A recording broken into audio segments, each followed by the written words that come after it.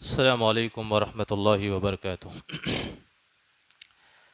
الحمد للہ رب العالمین والصلاة والسلام علی سید المرسلین وعلی آلہ الطیبین الطاہرین وعلی اصحابہ الغر المیامین ومن تبعهم بإحسان إلى يوم الدين وبعد، فأعوذ بالله من الشيطان الرجيم، بسم الله الرحمن الرحيم. وعلم آدم الأسماء كلها ثم عرضهم على الملائكة فقال أنبئوني بأسماء هؤلاء إن كنتم صادقين. وقال تعالى: وأنزلنا إليك الذكر لتبين للناس ما نزل إليهم ولعلهم يتفكرون. رب اشرح لي صدري ويسر لي أمري واحلل عقدة من لساني يفقهوا قولي. سبحانك لا علم لنا إلا ما علمتنا إنك أنت العليم الحكيم. علماء گرامی قدر، عزیز طلباء اور بزرگوں نوجوانوں، آج کا یہ پروگرام الفاروق آرگنائزیشن کی جانب سے حجیت حدیث اور فتنہ انکار حدیث کے عنوان سے ہونے والے مسابقے کا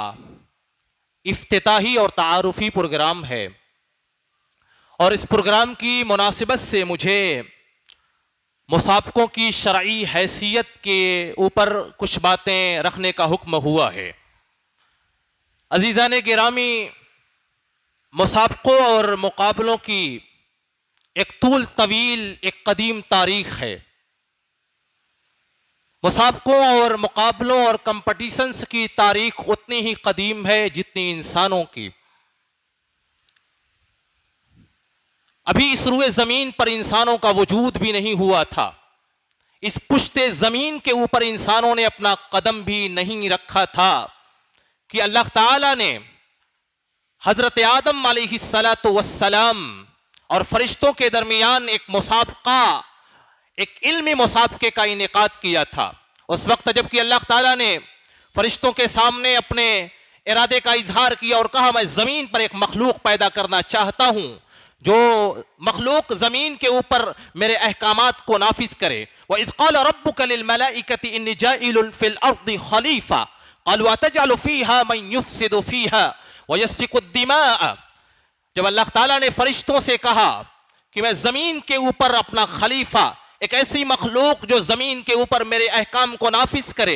میرے احکامات کے مطابق اپنی زندگیوں کو گزارے، ایک مخلوق پیدا کرنا چاہتا ہوں، فرشتوں نے کہا تجعل فیہا من یفسد فیہا، اے اللہ تعالیٰ آپ ایک ایسی مخلوق پیدا کرنا چاہتے ہیں جو زمین میں فتنہ اور فساد مچائے گی، جو زمین میں تباہی اور بربادی مچائے گی، آپ ایسی مخلوق کیوں پیدا کرنا چاہتے ہیں؟ اللہ تعالیٰ نے کہا انی اعلم ما لا تعلمون۔ انسانوں کی تخلیق، خلیفے کی تخلیق کا جو مقصد ہے، جو مصلحتیں ہیں، جو حکمتیں ہیں، ان حکمتوں کو میں جانتا ہوں، ان کو تم جانتے اور تم پہچانتے نہیں ہو۔ چنانچہ اللہ تعالیٰ نے حضرت آدم کو وجود بخشا، اور وجود بخشنے کے بعد وعلم آدم الاسماء کلہا، حضرت آدم علیہ السلام کو تعلیم و تربیت اللہ کی جانب سے ہوئی۔ اللہ تعالیٰ نے حضرت آدم کو ٹرینڈ کیا، ان کی علمی مشق کروائی، اور دنیا جہان کی تمام موجودات کا علم اللہ تعالیٰ نے حضرت آدم کو نواز دیا۔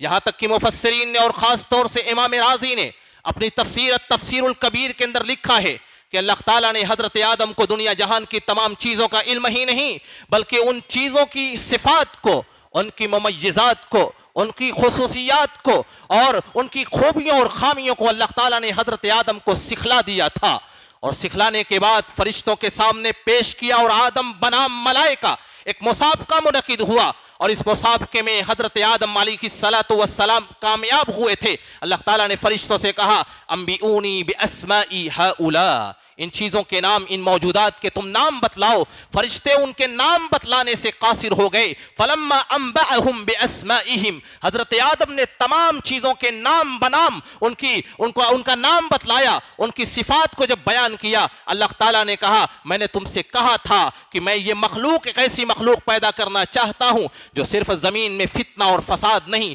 بلکہ علم حاصل کرے گی، علم سے شغف رکھے گی، ایک ایسی مخلوق جو علم و اخلاق کی حامل ہوگی، جو بہترین اخلاق اور کردار کی حامل ہوگی۔ چنانچہ حضرت آدم علیہ السلام اس مسابقے میں کامیاب ہوئے تھے اور اللہ کی جانب سے وہ مشہود قرار پائے تھے، مشہود ملائکہ، تمام فرشتوں نے حضرت آدم علیہ السلام کا سجدہ کیا تھا۔ بہرحال پھر اس کے بعد انسانی تاریخ کا جو دوسرا مسابقہ ہے، انسانی تاریخ کا جو دوسرا مسابقہ اور پشت زمین پر منعقد ہونے والا پہلا مسابقہ، اللہ تعالیٰ نے قرآن مجید کے اندر اس کو اس انداز میں بیان کیا اور کہا وَاتْلُ عَلَيْهِمْ نَبْأَ ابْنَيْ آدَمَ إِذْ قَرَّبَا قُرْبَانًا فَتُقُبِّلَ مِنْ أَحَدِهِمَا وَلَمْ يُتَقَبَّلْ مِنَ الْآخَرِ قَالَ لَأَقْتُلَنَّكَ قَالَ إِنَّمَا يَتَقَبَّلُ اللَّهُ مِنَ الْمُتَّقِينَ۔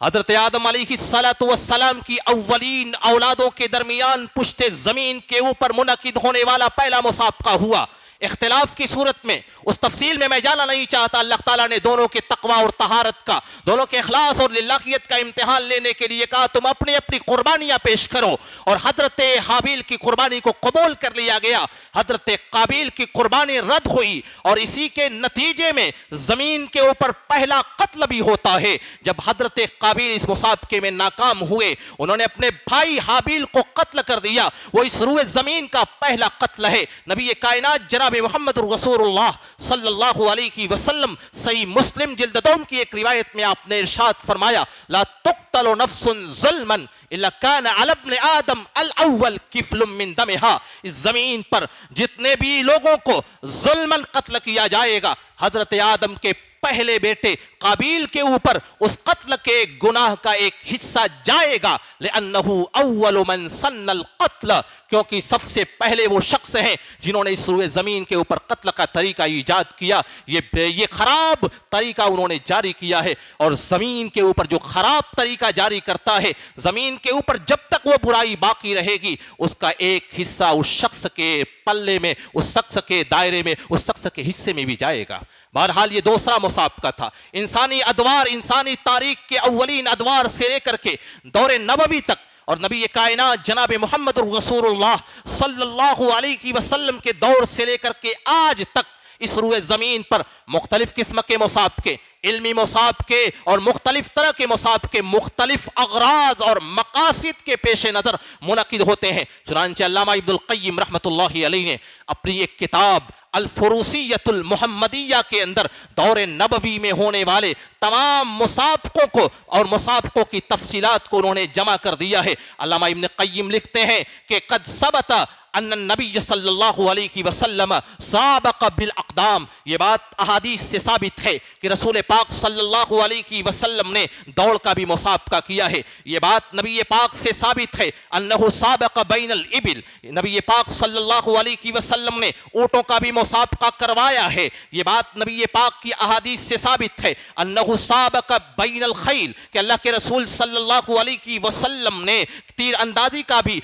گھوڑ سواری کا بھی مسابقہ آپ نے کروایا ہے۔ وقد حضر سباق النساء، اللہ کے رسول صلی اللہ علیہ وسلم سے یہ بات ثابت ہے کہ آپ تیر اندازی کے مسابقے میں بھی آپ شامل ہوئے تھے اور شریک ہوئے تھے۔ اس طریقے سے علامہ ابن قیم رحمۃ اللہ علیہ نے اپنی کتاب الفروسیۃ المحمدیہ میں نبی کائنات کے تمام مسابقوں کی تفصیلات کو اور مسابقوں کے طرز کو بیان کیا ہے۔ بہرحال دور نبوی سے لے کر کے آج تک جتنے بھی مسابقے منعقد ہوئے ہیں، وہ مسابقے انہی اغراض اور مقاصد کے لیے منعقد ہوتے ہیں کہ لوگ تیاری کریں، لوگ علم کے میدان میں آگے آئیں۔ اللہ کے رسول صلی اللہ علیہ وسلم نے غزوہ ذی قرۃ کے اندر، غزوہ ذی قرۃ سن 7 ہجری، غزوہ خیبر سے 3 روز قبل عبد الرحمن الفزاری نے نبی پاک صلی اللہ علیہ وسلم کے اونٹیوں کے اوپر حملہ کیا اور انہیں لے کر کے بھگانا شروع کیا۔ حضرت سلمہ ابن الاکوع الاقوا رضی اللہ تعالی عنہ، نبی پاک کے تیز رفتار صحابی، انہوں نے عبد الرحمن الفزاری کے قافلے کا پیچھا کیا اور تمام اونٹنیوں کو انہوں نے آزاد کروا لیا، ان کے نیزوں کو آپ نے چھین لیا، اور اس طریقے سے جب یہ غزوہ ختم ہوا، رسول پاک صلی اللہ علیہ وسلم نے حضرت سلمہ ابن الاقویٰ کو آتا سہم الفارسی والراجل، اللہ کے رسول نے حضرت سلمہ ابن اقویٰ کو جب مال غنیمت تقسیم کرنا شروع کیا تو پیدل چلنے والے صحابہ کرام کا بھی حصہ اور پیدل چلنے والے مجاہدین کا بھی حصہ سلمہ ابن الاقویٰ کو دیا، اور گھوڑ سوار کا بھی حصہ دیا، کیونکہ اکیلے وہ پیدل دوڑتے ہوئے اکیلے تمام گھوڑ سواروں سے اور تمام اونٹوں کے اوپر سوار وہ دشمنوں سے آگے بڑھ گئے تھے۔ ابھی یہ حدیث ہمارے درس میں ہمارے فضیلت کے طلبہ بیٹھے ہوئے ہیں، یہ حدیث ابھی کل ہی ہمارے درس میں سنن ابی داؤد کے درس میں گزری ہوئی ہے۔ اللہ کے رسول نے حضرت سلمہ ابن الاقویٰ رضی اللہ تعالی عنہ کو راجل کا بھی حصہ دیا اور فارس کا، اور یہ اعزاز دینے کے بعد آپ نے ارشاد فرمایا، صحیح مسلم جلد دوم کی ایک روایت کے اندر آتا ہے، حضرت سلمہ ابن اقویٰ فرماتے ہیں، آپ نے ارشاد فرمایا، خیر فرساننا اليوم ابو قتادہ وخیر رجالتنا اليوم سلمہ ابن الاقویٰ، ہمارے سب سے تیز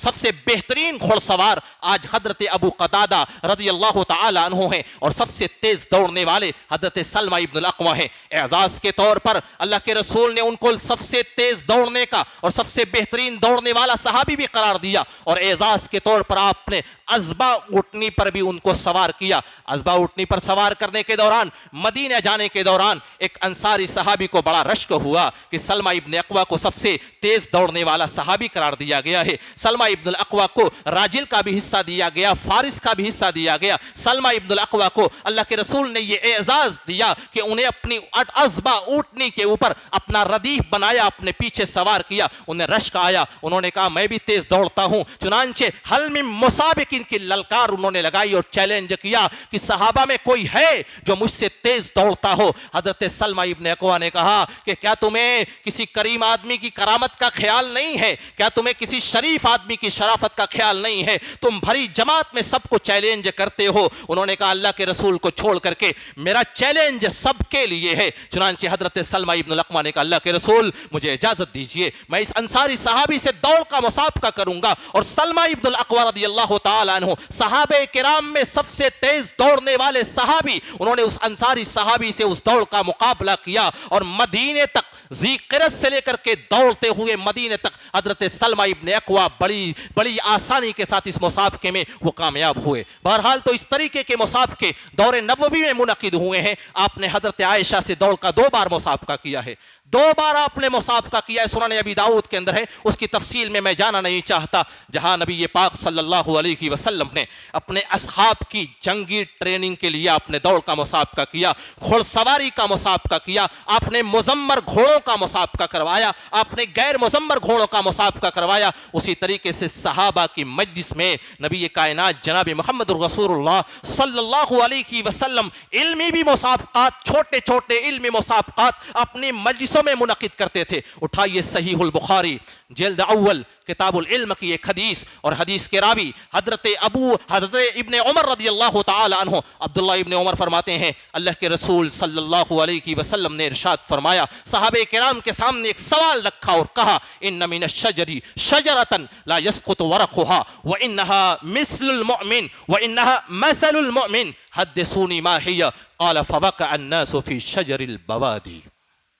حضرت عبداللہ ابن عمر فرماتے ہیں اللہ کے رسول نے صحابہ کرام کے درمیان ایک سوال پیش کیا اور کہا درختوں میں ایک درختہ ایسا بھی ہے جس کا پتا کبھی جھڑتا نہیں ہے، وَإِنَّهَا مَثَلُ الْمُؤْمِنِ، اپنے نفع اور فائدہ دینے کے اعتبار سے وہ مومن کے مانند ہے۔ جس طریقے سے ایک مسلمان اپنی زندگی میں ہر وقت دوسروں کے لیے وہ فائدہ مند اور سودمند ثابت ہوتا ہے، وہ درخت بھی ہر حال میں وہ دوسروں کو فائدہ پہنچاتا ہے، وہ اپنے سائے سے فائدہ پہنچاتا ہے، وہ اپنے پھل کے ذریعے سے فائدہ پہنچاتا ہے، وہ اپنے پتے کے ذریعے سے فائدہ پہنچاتا ہے، وہ کچا بھی کھایا جاتا जाता है, वो पक्का भी खाया जाता है, वो तर भी खाया जाता है, वो सूखा भी खाया जाता है। फवक़अ अन्नासु फ़ी शजरिल बवादी, सहाबे किराम का ज़हन व दिमाग जंगल के दरख्तों की जानिब चला गया। हज़रत अब्दुल्लाह इब्न उमर कहते हैं ववक़अ फ़ी नफ़्सी अन्नहा नख़ला, मेरे ज़हन व दिमाग में आया कि अल्लाह के रसूल जिस दरख्त की बात कर रहे हैं वो खजूर का दरख्त है, लेकिन मैंने शर्म महसूस किया कि किबार सहाबा इस मजलिस में मौजूद हैं और कोई जवाब नहीं दे रहा है। छोटा मुंह, बड़ी बात होगी, बड़े सहाबे किराम के सामने मैं कैसे जवाब दूं। घर पहुंचते हैं, अपने बाप अब्दुल्लाह इब्न उमर रज़ियल्लाहु ताला अन्हु से कहा मुझे रसूल पाक के सवाल का जवाब मालूम था, लेकिन मुझे शर्म और आर महसूस हो रहा था। हजरत उमर इब्न खत्ताब ने कहा कि अगर तुमने बतला दिया होता उस सवाल का जवाब, व इन्ना ले अबीका लशअना, तुम्हारे एक बाप की सहाबा के दरमियान एक शान होती कि इतना आलिम बेटा हजरत अब्दुल्लाह इब्न उमर, इतना आलिम बेटा उमर इब्न खत्ताब का है। नबी पाक सल्लल्लाहु अलैहि वसल्लम ने सहाबे किराम को उसी मजलिस में उस सवाल का जवाब बतलाया और कहा मेरे सहाबा वो दरख्त जिसका पत्ता कभी झड़ता नहीं, जिसकी मिसाल मोमिन के मानिंद है, वो खजूर का दरख्त है, वो खजूर का दरख्त। इस तरीके से ये इल्मी मुसाबकात नबी कायनात जनाब मोहम्मद रसूलुल्लाह सल्लल्लाहु अलैहि वसल्लम की मजलिसों में मुनक़िद हुए। आज अल फारूक ऑर्गेनाइजेशन की जानिब से जो मुसाबका मुनक़िद हो रहा है, इस मुसाबके की ज़रूरत भी थी, इस मुसाबके की अहमियत भी है, क्योंकि अल्लाह के रसूल सल्लल्लाहु अलैहि वसल्लम ने अपने हदीस पाक में फरमाया था फितनों का एक दौर आएगा, और फितनों का वो दौर तकरीबन आ चुका है। सहीहुल बुखारी जल्द अव्वल की ये हदीस और हदीस के रावी हज़रत अबू हुरैरा रज़ियल्लाहु ताला अन्हु, अल्लाह के रसूल सल्लल्लाहु अलैहि वसल्लम ने इरशाद फरमाया कहा ला तक़ूमुस्साअ हत्ता युक़बज़ल इल्मु व यज़हरल जहलु वल फितन व यक़सुरल हरज, क़यामत कायम नहीं होगी यहाँ तक कि इल्म को उठा लिया जाएगा, उलमा को वफात दे दी जाएगी, क़यामत कायम नहीं होगी यहाँ तक कि जहल और जहालत लोगों के दरमियान आम हो जाएगी, क़यामत कायम नहीं होगी यहाँ तक कि फितनों का दौरा होगा, मुख्तलिफ किस्म के फितने मुआशरे में जन्म लेना शुरू हो जाएंगे। आज फितनों का वही दौर है, मुख्तलिफ किस्म के फितने, एक तरफ कुफ्र और शिरक के फितने, एक तरफ बिदआत और खुराफात के फितने, एक तरफ रसूम और रिवाज के फितने, एक तरफ इल्हाद और दहरियत के फितने, एक तरफ इर्तिदाद और दीन बेजारी के फितने, और वहीं पर उम्मत के दरमियान इंकार हदीस, तशकीक फी सुन्ना के फितने, सुन्नत और हदीस में शक और सुन्नत और हदीस का इंकार का फितना भी मुख्तलिफ अंदाज में पनप रहा है। और वक्त की जरूरत को देखते हुए ऑर्गेनाइजेशन ने यह फैसला किया और जिम्मेदारान ने और उलमा ने यह रहनुमाई की कि फितना इंकार हदीस के ताल्लुक से तलबा को इस तरफ मुतवज्जह दिलानी चाहिए और उनकी बाकायदा इस फितने के इब्ताल के लिए तैयारी करानी चाहिए, और मुंतही दरजात के तलबा और तलबात का इंतखाब हुआ है इस मुसाबके के लिए। और याद रखिए नबी पाक सल्लल्लाहु अलैहि वसल्लम ने अपनी हदीस पाक में जो कहा था आखिर दौर में फितने रूनुमा होंगे और मुख्तलिफ किस्म के फितने, आपने यहां तक अपनी हदीसों में पेशिंगोई की। सुनन अबी दाऊद की एक रिवायत, यह हदीस सुनन तिरमिज़ी और सुनन इब्न माजा में भी मौजूद है। हदीस के रावी हजरत अबू राफे, जिनका नाम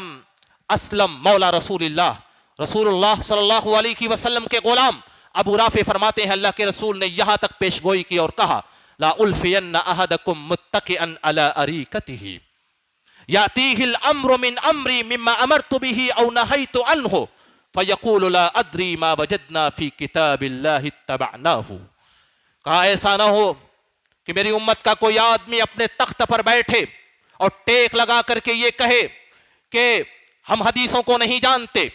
मेरी हदीसें उस तक पहुंचाई जाए, मेरे अवामिर और नवाही उस तक पहुंचे, मेरी सुन्नत मेरे अहकामात उस तक पहुंचे, हदीसें उस तक पहुंचे, और पहुंचने के बाद वो कह दे ला अदरी, मैं हदीसों को नहीं जानता और हदीसों को नहीं मानता, मा वजदना फी किताबिल्लाहि इत्तबअनाहु, अल्लाह की किताब में जो अहकामात मौजूद हैं हम सिर्फ उसी की इत्तिबा करते हैं। आपने जहां इस हदीस में उम्मत को तहजीर की और डराया कि ऐसा नहीं होना चाहिए, मेरी उम्मत का कोई आदमी मेरी सुन्नत का इंकार न करे, वहीं पर आपने ये पेशगोई भी की कि ऐसे लोग इस उम्मत में रूनुमा होंगे। चुनांचे इस हदीस की शरह में अल्लामा शम्सुल हक अज़ीमाबादी ने अपनी शरह औनुल माबूद के अंदर और साहिब तोहफा शेख अब्दुर रहमान मुबारकपुरी रहमतुल्लाहि अलैहि ने अपनी शरह तोहफतुल अहवदी के अंदर लिखा है हाज़िही अलामतुम मिन अलामातिन नबुव्वा, یہ نبی پاک کی نبوت کی ایک نشانی ہے یہ حدیث، اللہ کے رسول کا یہ معجزہ ہے کہ آپ نے بر صغیر میں رونما ہونے والے ایک معجزے کو آپ نے اپنی حدیثوں میں بیان کیا، اور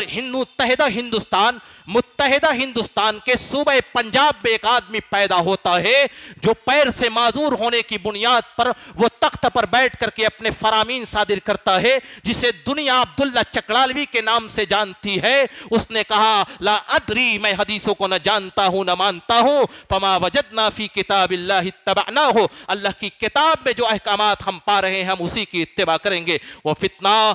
پڑوسی ملک سے اٹھتا ہے اور پڑوسی ضلع تک بھی آتا ہے، وہ پورے عالم تک پھیلتا ہے، وہ پورے ملک میں پھیلتا ہے،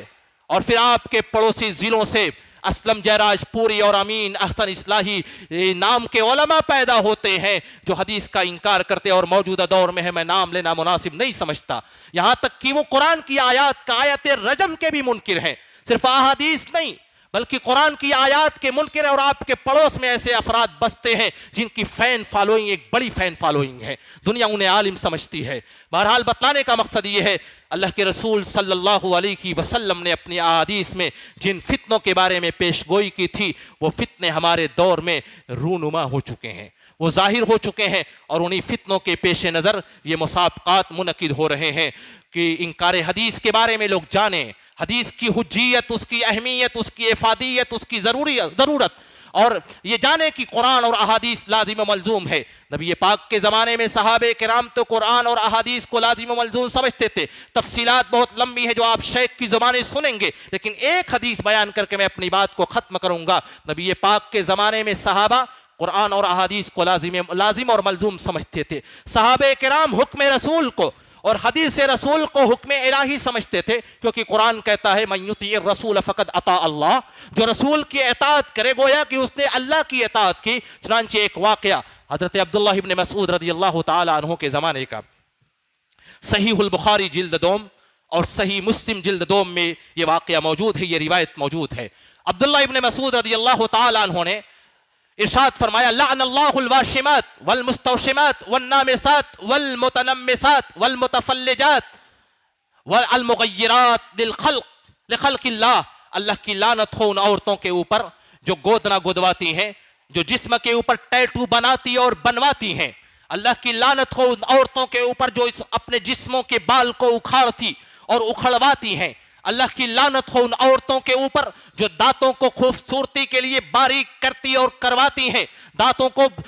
کے درمیان دوریاں پیدا کرتی ہیں، اللہ کی تخلیق کو جو بدلتی ہیں، ان کے اوپر اللہ کی لعنت ہو۔ عبداللہ ابن مسعود کی یہ حدیث جب ایک عورت کو، بنو اسد کی ایک عورت جس کا نام ام یعقوب تھا، جب ام یعقوب تک یہ حدیث پہنچتی ہے، وہ فوراً دندناتے ہوئے عبداللہ ابن مسعود کے پاس حاضر ہوتی اور کہتی ہے کہ آپ نے ان اقسام کی عورتوں کے اوپر لعنتیں برسائی ہیں، آپ نے کہاں سے یہ لعنتیں برسائی؟ حضرت عبداللہ ابن مسعود نے کہا میں کیوں نہ لعنت برساؤں ان عورتوں پر جن پر خود اللہ تعالیٰ نے اللہ کے رسول نے لعنتیں برسائی ہے،